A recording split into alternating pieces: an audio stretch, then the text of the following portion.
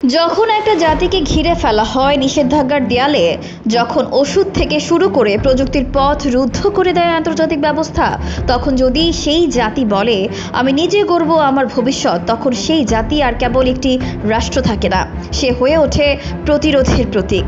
এই প্রতীকের নামই ইরান। 4 দশকের বেশি সময় ধরে ইরান আন্তর্জাতিক নিষেধাজ্ঞার মুখে।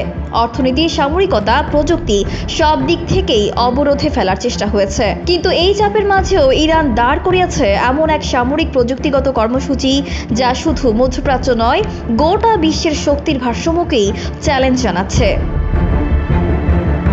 ইরানের ড্রোন প্রযুক্তির যাত্রা শুরু হয় সাধারণ নজরদারি ড্রোন দিয়ে, কিন্তু সেই যাত্রা আজ এসে ঠেকেছে এমন এক জায়গায় যেখানে ইরান এখন নিজেরাই তৈরি করছে এআই পরিচালিত দূরপাল্লার কম্ব্যাট ড্রোন, যা রাডার ফাঁকি দিয়ে লক্ষ্যে আঘাত হানতে পারে নির্ভুলভাবে। শাহেদ 129, মহজের 6, আবাবিল, এই ড্রোনগুলোর নাম এখন শুধু ইরানের সীমায় সীমাবদ্ধ নয়। আন্তর্জাতিক প্রতিরক্ষা বিশেষজ্ঞরা এগুলো নিয়ে আলোচনা করছেন নিয়মিত, কারণ এই ড্রোনগুলো কেবল যুদ্ধের হাতিয়ার নয়, এগুলো এখন ইরানের স্মার্ট প্রতিরোধের অংশ। সাইবার গোয়েন্দাগিরি আর কৌশলগত তৎপরতায় এগুলো অপ্রতিরোধ্য। বিশেষত শাহেদ 136 একটি ছোট স্বল্প মূল্যের কামিকাজে ড্রোন, যা রাডার ফাঁকি দিয়ে নির্ভুলভাবে আঘাত হানে এবং নির্মাণ খরচও অত্যন্ত কম।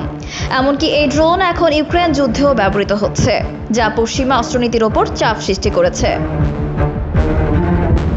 এছাড়া রয়েছে শাহেদ 149 গাজা, যা 35 ঘন্টা আকাশে থাকতে পারে এবং 13টি পর্যন্ত বোমা ও ক্ষেপণাস্ত্র বহনে সক্ষম। এই ড্রোনকে অনেকে তুলনা করছেন যুক্তরাষ্ট্রের MQ-9 রিপারের সঙ্গে।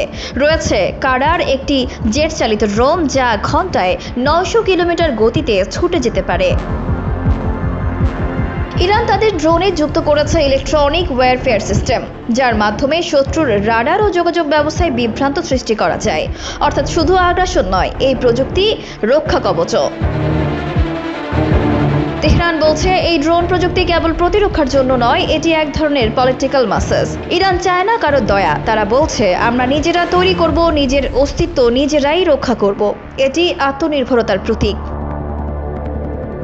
বিশ্বের বহু মুসলিম রাষ্ট্র যেখানে পশ্চিমা অস্ত্র শিল্পের ওপর নির্ভরশীল, সেখানে ইরান নিজেরাই প্রযুক্তি গড়ে তুলে বুঝিয়ে দিয়েছে স্বাবলম্বিতা সম্ভব।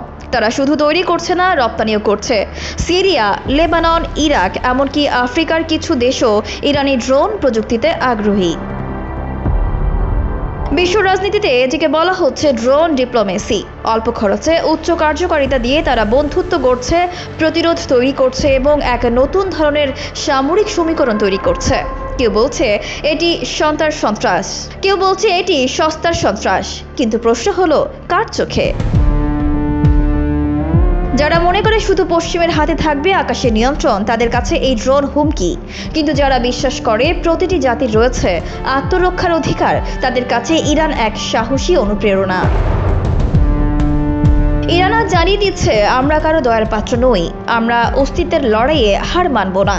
ড্রোন তাদের সেই প্রতিরোধের হাতিয়ার, এবং এই প্রযুক্তির মাধ্যমে তারা দাঁড়িয়ে যাচ্ছে শুধু যুদ্ধক্ষেত্রে নয়, প্রযুক্তির রণাঙ্গনেও।